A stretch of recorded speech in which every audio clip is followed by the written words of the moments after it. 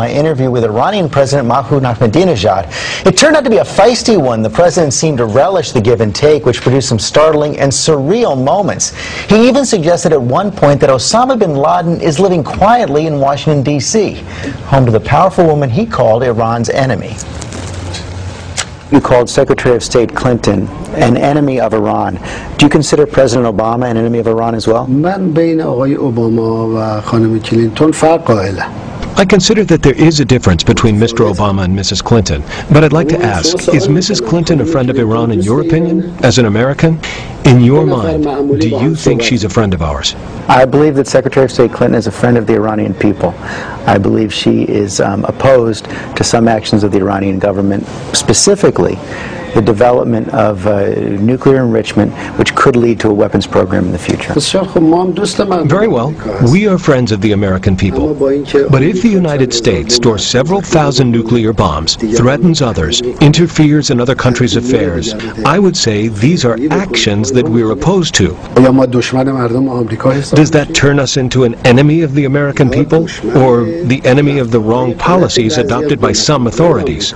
Is Mrs. Clinton a friend of the Iranian people? I represent the Iranian people. How are President Obama and Secretary of State Clinton different? Mrs. Clinton is interested in speedily moving relations with Iran to the point of a clash. Based on the information we possess, Mr. Obama does not have such an opinion. But there's a lot of pressure going around. I spoke with President Obama in Prague 3 weeks ago now. He said he would push very hard for another round of UN sanctions unless and until Iran comes into compliance with the International Atomic Energy Agency. No problem. Any measure he takes will be confronted by a position that we will announce. How so? We don't have a special friendship with Mr. Obama. We will act the same way as we have been doing so far against hostilities. Don't worry about us. We know how to defend ourselves. You're not concerned about sanctions, even though it's not just the United States, it's France, it's Great Britain. I spoke with President Medvedev in St. Petersburg. He said now it's time for sanctions against the Iranians as well. Iran is becoming increasingly isolated. We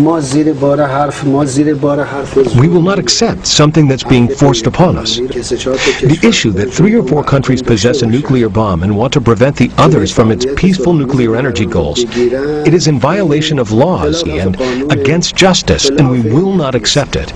Therefore, let's put it aside. This is not something that by threatening Iran or putting pressure on Iran will force Iran to change its positions. This is not something that will work.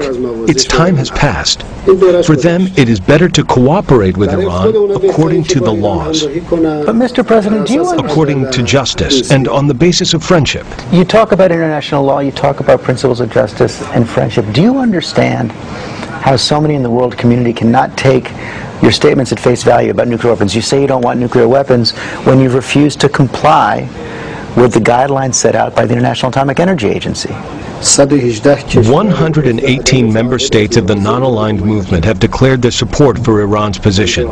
Don't they count? 57 Islamic countries have supported the Iranian position. Look, Mr. Stephanopoulos, this outlook is wrong. This opinion that some American authorities have are the root cause of the world's problems. That someone who possesses nuclear bombs tells others not to use it for peaceful means. It's clear from listening to you that you're not concerned about another round of sanctions, but it's also been pretty clear to most observers that if Iran continues on this path, that the state of Israel will take matters into its own hands and take out Iran's nuclear program through military means. Iran will definitely continue its path. You should not even doubt that we will continue our path. But aren't you playing with fire? The potential of an Israeli military strike? Do they want to attack us? They're not a factor in our defense doctrine. We don't even count them. You don't plan for that at all? They're finished. The Zionist regime is finished. They can't even manage Gaza.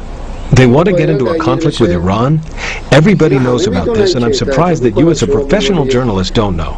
All world politicians know about it. So you're not... The Zionist regime can't manage Gaza. Do they want to get into a conflict with Iran? One final question. There's a new documentary out that says that Osama bin Laden is living in Tehran. Is Osama bin Laden in Tehran?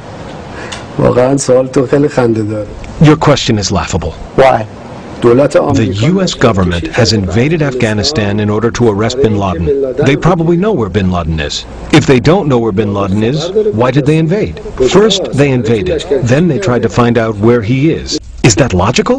Do you think this is logical? What I think is that you didn't answer my question. Is he in Tehran or not? Our position is quite clear. Some journalists have said bin Laden is in Iran. These words don't have legal value.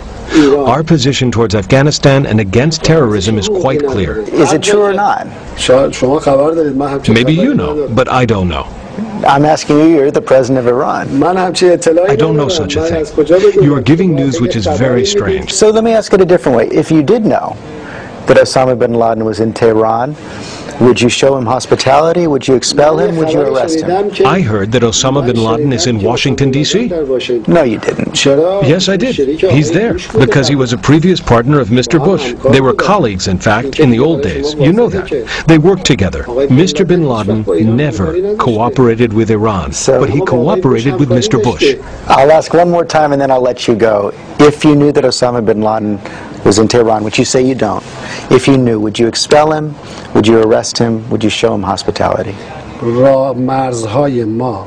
Our borders are closed to the illegal entry of anyone, whoever that may be. Whether it's the 3 American mountaineers, Mr. bin Laden, or anyone else, the borders are closed. Our position is clear. But you deny categorically that he's in Tehran today. He is not. Osama bin Laden is not in Tehran today? Rest assured that he's in Washington. I think there's a high chance he's there. I don't agree, but thank you for your time, Mr. President.